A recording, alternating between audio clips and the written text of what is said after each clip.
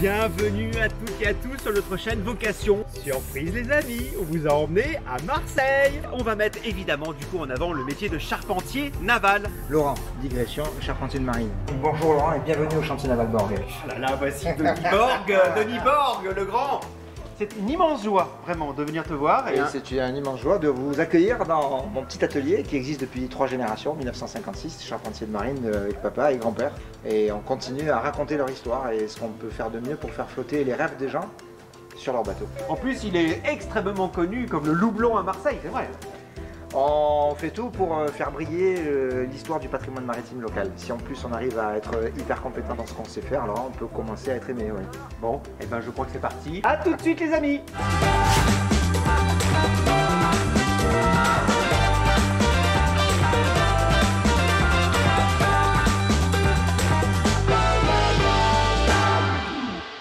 Raconte-moi un peu ton histoire, raconte-moi. Papa charpentier de marine. Petit, on traîne ici, on se nourrit des couleurs, des odeurs, de l'ambiance, de la vie de chantier qui est particulière, du côté altruiste, bon vivant, parce que c'est quand même un métier qui est difficile physiquement. Mais t'étais attiré toi par ce métier? Tu t'es dit c'est ça que je veux faire ou pas du tout? Fondamentalement attiré. Ouais. Ouais, mais il fallait pas parce que c'était un métier manuel et c'était pas bien. Ouais. Ça, c'est papa qui disait ça. Comme beaucoup d'artisans, quoi. Ils veulent que leur fils, en tout cas de l'époque, fasse mieux qu'eux. Ils veulent qu'ils aient une cravate et qu'ils soient derrière un guichet de banque et qu'ils aient pas chaud, pas froid et qu'il y ait un salaire qui tombe avec régularité à la fin du mois. Ça peut se comprendre. Hein. Donc toi, t'en avais envie, mais au début, c'était mort. J'ai commencé un doc de mathématiques appliquées aux sciences sociales. Oui, voilà. Oui, très bien. Masse. Quand on sort de là, on fait photographe. On passe ses diplômes en photographie pour faire du laboratoire. J'estimais que sur Marseille, j'avais fait un peu le tour de tout ce qu'il fallait faire parce qu'on ne vit pas de la photo sur Marseille, ou très difficilement. Et j'ai mis la patate à papa pour rester à ses côtés et pour continuer à raconter son histoire. Oui, l'héritage était trop fort, hein, il n'a pas pu laisser tomber. Bon, en tout cas, c'est quelque chose qui fait partie de ton ADN, là, j'ai l'impression. Hein. Ça fait partie de ce qui fait que quand je me lève le matin, je suis content de venir. Est-ce que c'est une vocation, vocere en latin, la voix, celle qui vous permet de parler exactement, et de donner un sens à sa vie. Là, on est parfaitement dans ce... Alors, j'ai ce feedback et cette lecture après une bonne vingtaine d'années. C'est pas comme ça que je pouvais le définir à l'époque. Après, il fallait avoir les compétences, la volonté, la motivation, l'engagement et tout ce qui va avec. Soit on apprend sur le tas, d'accord, entraînant énormément parce que ça prend plus de temps que d'être formé dans une école. C'est pas faux. Ou sinon, il y a des établissements comme le lycée Poinceau-Chapuis sur Marseille qui forment aussi bien du CAP jusqu'au BEP en passant par le GRETA pour formation adulte, pour se former en tant qu'adulte au métier de charpentier de marine. C'est des métiers qui reviennent un petit peu à la mode, mais à l'époque, c'était pas au goût du jour. T'es tombé dans le chaudron, toi. Je parle pas physiquement uniquement. Hein. Il y avait une histoire à continuer à raconter qui est très difficile, mais qui est très belle. Et retenez bien, les bateaux font chavirer les coffres, mais équilibrent les âmes. Oh putain. Et on peut comprendre pourquoi je suis ici. Alors là, on passe à l'action justement. Là, je pense que le but du jeu, c'est qu'on a envie de sentir la matière, les amis. On a envie de voir comment ça fonctionne. Il y a plein de bateaux que j'ai vus à côté. Il y a 3 bateaux en cours de restauration. Exactement. Voilà. Tu vas me faire faire des choses? On va bricoler. Moi, je me reconvertis. Je veux être ton apprenti. Action moteur, on y va. Voilà. Regardez déjà, regardez, j'ai le costume. Avec le logo du chantier, d'accord? Parce qu'il faut avoir une identité et raconter une histoire. Alors là, on commence par la peinture, si j'ai bien compris. On est sur une phase de mise en protection du bois. Et là, on va passer ce qu'on appelle un primaire, c'est-à-dire une autre couche de peinture qui va permettre à la couche finale de bien accrocher et d'avoir un super résultat. On va venir prendre très peu au niveau de la peinture. Et on va venir s'amuser à peindre cette partie-là qu'on appelle la lisse de pavois. Puisque chaque partie du bateau a un nom. Voilà, c'est pas la peine d'en mettre plus. Comme ça, on est sûr d'en mettre une quantité homogène. Donc ça, c'est le primaire d'accrochage. Voilà. Et hop. Ok, j'y vais. Changement d'artiste. Et c'est parti. Parfait. Le pinceau quasiment perpendiculaire par rapport au support. Toujours. D'accord. Voilà. Et là, tu vas beaucoup trop loin parce que tu penses en mettre beaucoup, mais vaut mieux la lisser, la tirer zone par zone. On fait 30 cm par 30 cm. D'accord. Voilà. Donc ça fait partie d'une des nombreuses phases qui contribuent à la restauration d'un bateau. Mais là, c'est une phase finale, hein, on est bien d'accord. Hein. On est très loin, ça fait plus d'1 an que le bateau est ici. C'était un bateau qui était en fin de vie complète, qui était prêt à couler. Et donc la durée de la restauration, elle dépend des capacités à financer la restauration. Donc en fait, le temps de réparation dépend finalement de l'enveloppe. Dépend de l'enveloppe et des capacités à financer tout ça. Alors quand il y a les sous, on y va. Quand il n'y a pas forcément tous les sous, parce qu'on a énormément de surprises sur la restauration de ces bateaux. Parce qu'on a trouvé d'autres problèmes en démontant le bateau. Comme dit mon père, quand on ouvre le cercueil, on voit le mort. comme disait papa. Et c'est à peu près ce qui se passe sur la majorité de ces bateaux-là. Donc c'est chaud de faire un devis, quoi. Il faut que tu le désosses pour savoir ce qu'il y a à faire. Il faut jongler. Avec régularité, il y a bien 20% en plus. Voilà, Voilà. 20%. Voilà. Ça y est, on peut commencer à mettre une case dans la formation professionnelle. Il s'est appliqué un primaire d'accrochage sur du bois avec un pinceau. Puisqu'on peut le faire aussi avec un rouleau et on peut le faire aussi avec un pistolet. Ah mais pourquoi tu m'as filé ça alors c'est plus Parce facile que c'est la alors, façon... Ah non. Non, c'est Quoi? beaucoup plus- Avec le pistolet c'est pas Avec plus le pistolet. facile? C'est pas parce qu'on a Marseille le pistolet, hein, on va rester... Non, j'ai pas dit la Kalachnikov. Oh là là, qu'est-ce que ça détend, ça fait du bien. C'est peut-être ces moments-là où on relâche notre psyché, puisqu'elle rentre en action considérablement. C'est le moment où on réalise qu'on sait faire les choses et qu'on les réalise. Donc on se nourrit aussi de ce que l'on fait. C'est pour ça que j'ai pour habitude de dire à mes clients qu'on ne fait pas un métier manuel, mais un métier d'expression manuelle. On a besoin d'avoir un acquis cognitif et un très grand volume de compétences pour ensuite les exprimer et pour avoir un retour de ce que l'on fait et la matière vous parle et vous dit si c'est bien ou pas. Ça, ce sont des paroles qui me réconfortent, je dis la même chose que toi. Je passe mon temps à vous dire qu'il faut chercher son moyen d'expression. C'est bien ça? Exactement. C'est ça une vocation, les amis. Maintenant que je maîtrise, On va passer à quelque chose d'un peu plus mystique, un peu plus difficile. dis-le à la caméra, on va faire quoi? On va faire une petite démonstration de calfatage. C'est la technique qui permet de mettre en étanchéité ces bateaux. Voilà. Ça veut dire que je dis, je vais calfater. Tu vas calfater. Calfatons, les amis. Alors pour calfater, qu'est-ce qu'il faut? D'abord, comme ingrédient, le marteau de Thor. Non, pas le marteau de Thor. Exactement, un maillet à calfater avec un fret en acier pour pas que le bois éclate quand on va taper. On va taper sur quoi? Sur le bateau. Non.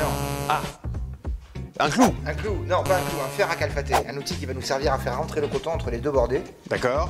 avec du... Avec du coton. C'est ça le coton. On calfate aussi avec de l'étoupe, mais là dans ce cas-là, sur ce bateau, on va calfater toutes les coutures du bateau avec du coton. Vous imaginez, Exactement. c'est un truc pour la sécurité. Hein. Et il faut 3 petites choses, hein, pas beaucoup. Hein. Bon, bah, Denis va nous montrer comment ça marche. Allez.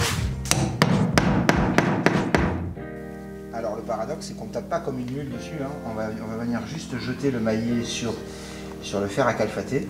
Et Ah, vous voyez, il fait des tresses. on va augmenter, dans le fait de calfater et de lui donner une torsion, la rigidité du coton à l'intérieur de la couture. D'accord. Et le fer à calfater reste très souple. C'est pas la peine de le tenir comme ça. Voilà, D'accord. c'est juste 2 ou 3 doigts, ça suffit.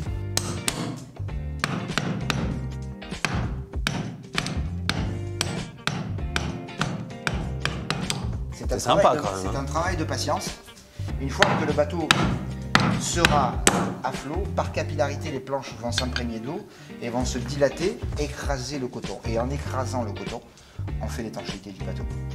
Maillet, fer à calfater. Bon, moi, je suis droitier, hein, donc ça va pas se passer de la même manière. Et il va falloir que tu découvres l'inertie, l'équilibre de tout ça.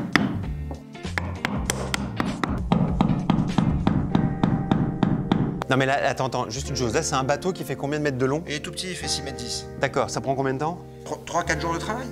Ah ouais? Ouais. D'accord, donc pour un petit bateau comme ça, c'est 3-4 jours de travail juste pour calfater, hein. On est bien d'accord. Il faut quelques kilomètres de calfatage pour commencer à avoir un véritable diagnostic. Bon, bah moi j'ai 50 cm de calfatage, mais c'est pas mal. C'est le début du diplôme. Bon, t'as pas un autre truc sympa à me faire faire? On va s'amuser à donner avec une meuleuse, une machine, une forme arrondie et une pièce de bois. Bon, bah j'ai absolument rien compris, mais ça a l'air très sympathique. On va découvrir comment on commençait à l'époque à dessiner ces bateaux, à faire des relevés de plans de forme et à commencer à connaître leur architecture. Et théoriquement, on va venir empiler des planches les unes sur les autres. On va construire la moitié du bateau. Et à partir de cette moitié de bateau, on va pouvoir avoir le luxe de détacher ces planches les unes des autres pour faire avec un compas des relevés de points, pour pouvoir ensuite faire un tracé au 10e du bateau et à partir de ce tracé, ce qu'on appelle un tracé de carène, pour sortir ce qu'on va accrocher là-haut, les gabarits de forme qui vont nous servir à créer l'architecture de la charpente axiale et transversale du bateau. Mais là, c'est quand on fait une création de bateau. Que pour une création. Là, on va découvrir une démarche qui est assez artisanale, puisque maintenant on a l'informatique. Mais malgré ces relevés de points, il va falloir quand même passer par le tracé au sol à l'échelle 1 du bateau pour sortir les fameux gabarits. Bon, bah ok, on y va, bah, vas-y, montre-moi. Alors, on a ici des petites planches de bois qui sont déjà pré-empilées. Et ensuite, on va travailler avec une meuleuse pour venir arrondir toutes ces arêtes qui sont très vives et avoir quelque chose d'assez esthétique et uniforme, comme on peut l'avoir ici, très bien arrondi.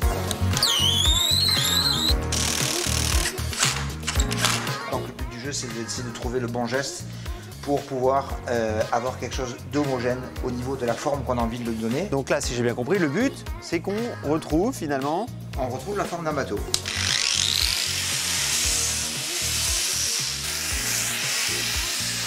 Beaucoup de légèreté avec la machine, on n'appuie pas comme un malade, d'accord? Parce qu'on va enlever très rapidement beaucoup trop de bois. Et là, on commence à voir la forme apparaître. Ouais. En ayant éliminé ces escaliers. On y va!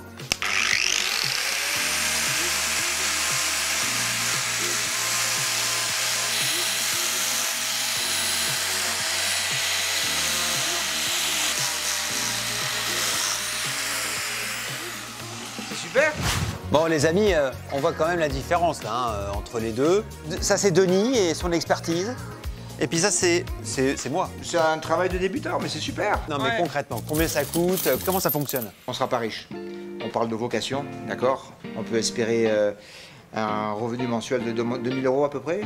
D'accord. Voilà, pour quelqu'un qui débute, il va débuter très certainement à un peu plus du SMIC pour aller plafonner lui aussi s'il a un certain volume d'expérience et d'adaptabilité par rapport à l'entreprise dans laquelle il va travailler. À prétendre à avoir ce style de salaire, ça va jamais plus haut.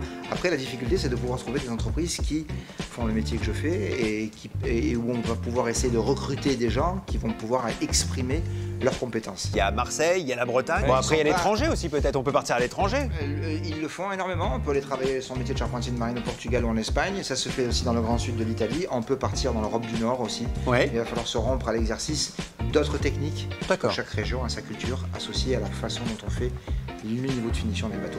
Quand on construit un bateau tout neuf, par contre, ça coûte des sous. Parce qu'on va vendre de l'heure. D'accord? Et donc là, tu gagnes plus d'argent à ce moment-là? Pas forcément parce qu'on vend de l'heure. On n'est pas dans un process de fabrication en série comme on pourrait le faire sur des bateaux en plastique. C'est quoi ta plus belle commande ou c'était vraiment une belle création? On a refait un bateau de 9 mètres qui a coûté 180 000 €, motorisation et gréement compris. Ou sinon, pour des plus petites unités, toujours un type de bateau barquette marseillaise, entre 6,50 mètres et 7 mètres, il faut compter dans les 70 000 €, motorisation comprise, parce que le moteur coûte très très cher. Bien sûr. Et si on que tu ne fais pas toi-même, bien évidemment. On fait intervenir un mécanicien. Moi, à ton avis, pourquoi les gens viennent te voir, toi? J'adore leur faire partager mon univers, j'adore leur faire mettre la main à la pâte. En général, les propriétaires de bateaux sont avec nous pendant toute la durée de la restauration. On ne vient pas déposer un bateau dans un chantier naval et on vient le récupérer 5-6 mois après. On paye et on s'en va. Enfin, on peut, mais pas chez toi. Ça se fait pas comme ça, je veux dire, parce qu'il y a des temps de découverte. On partage l'histoire de vie du bateau, on finit toujours par être amis avec les propriétaires. Est-ce que tu n'es pas en train de dire que la petite différence, c'est l'humain? C'est ta sensibilité? Je pense que si je fermais mon local pour qu'on puisse juste jeter un coup d'œil et travailler entre collaborateurs et ne pas sortir de notre univers pour le faire partager, on ne matcherait pas de la même façon et les gens ne communiqueraient pas et ne parleraient pas de la même façon de nous. Tout est dit, tout est dit. Il y a de la technique, il y a beaucoup de poésie, il y a de l'humain, c'est comme un sacré personnage, hein, vous l'avez vu. Merci pour tout. Merci à vous. Voilà, c'était charpentier naval, c'est comme ça qu'on dit, hein? Charpentier de marine. Charpentier de marine, voilà, c'était cet épisode. Nous, on a passé un super moment, j'espère que vous aussi. Merci infiniment à tous d'être si nombreux, de nous suivre sur notre chaîne Vocation, la chaîne qui met en avant des professionnels passionnés et... Passionnant. J'adore cet homme. Salut, à très vite.